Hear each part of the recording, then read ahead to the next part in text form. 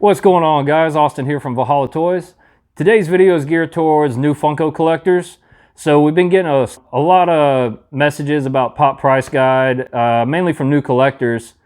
So we want to answer a few questions there, see what your thoughts are on it, and also how you guys feel about smaller toy companies using PPG as their pricing model as opposed to fixed prices. So let's get to it.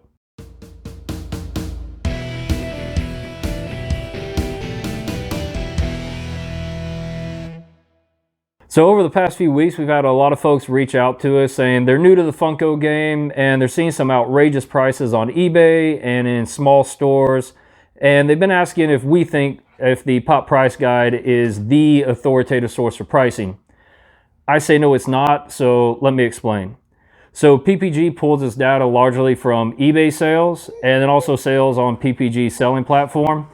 So really the question becomes, if the first person to list a $20 pop puts it at $500, does that really make it worth $500? Well, unfortunately, I guess it does because somebody's paying for it. But I say for the hardcore collectors, sure, maybe it's worth the $500 to them.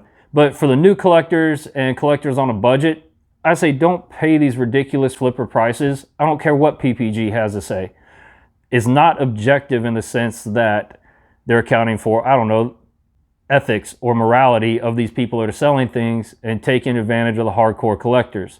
So I remember when the Emerald City Comic Con Emerald Chrome Batman came out.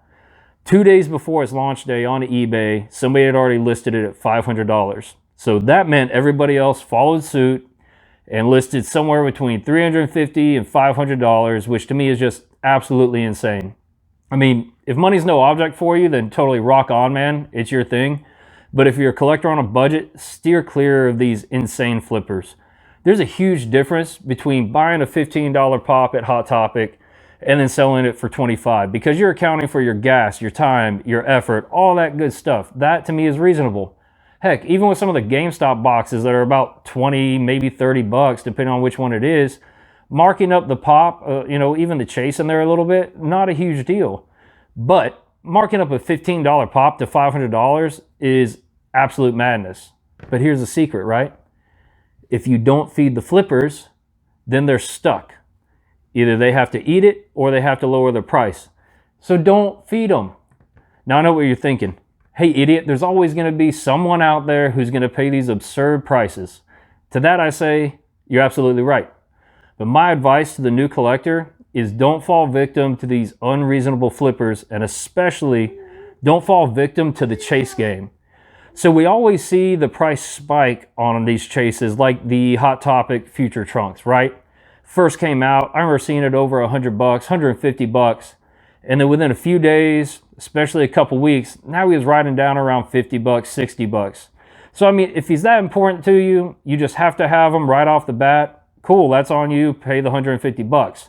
But if you just wait a little bit, as we've seen over the years, there's that wave where it spikes, then it starts to come down, and it stays usually pretty low unless there's some kind of catalyst to spark interest in it again.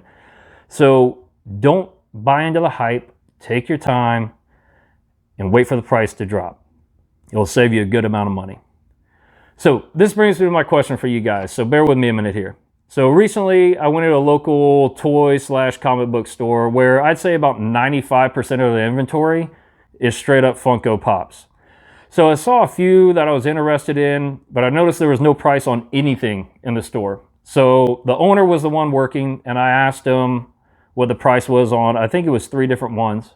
He asked me to wait a second. He goes up and pulls up eBay, and then he pulls up Pop Price Guide. And so he went with the Pop Price Guide as his price. So basically, every time I walk in there now, I don't know what the price is going to be unless I check Pop Price Guide on my own. But here's the kicker. So as long as that price is climbing, he's going to use that.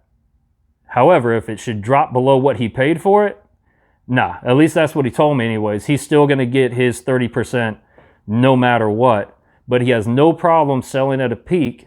So to me, I prefer the fixed model, right? Like, we don't mark up crazy stuff. We're not insane flippers.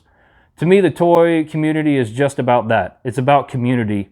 It's about swapping things out and trading, and doing things and helping each other out.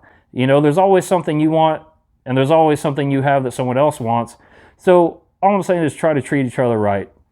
I mean, sure, companies have to make a profit, right? But that doesn't mean you have to take a $20 pop and mark it up to $200 or $300 just because Pop Price Guide says that's what it's worth. So, I mean, we've sold a lot of pops way under their PPG value. I mean, the All Might, what was that, the 2017 Funimation exclusive? I think it was, when we sold it, it was around $250. And I mean, we sold it for like 110. You know, I mean, that's more than we paid for it, but not much more, you know? So we're trying to do the right thing at ValhallaToyShop.com and not be crazy flippers.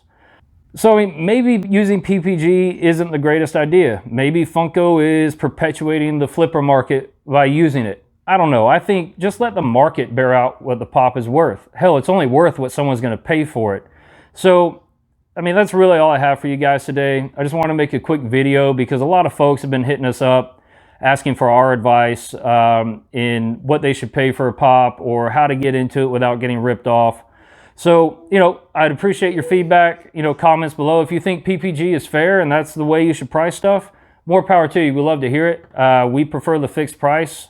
You know, what you see on the website is what you get, unless you're a newsletter subscriber and you get that monthly discount code. So yeah, sign up at ValhallaToyShop.com.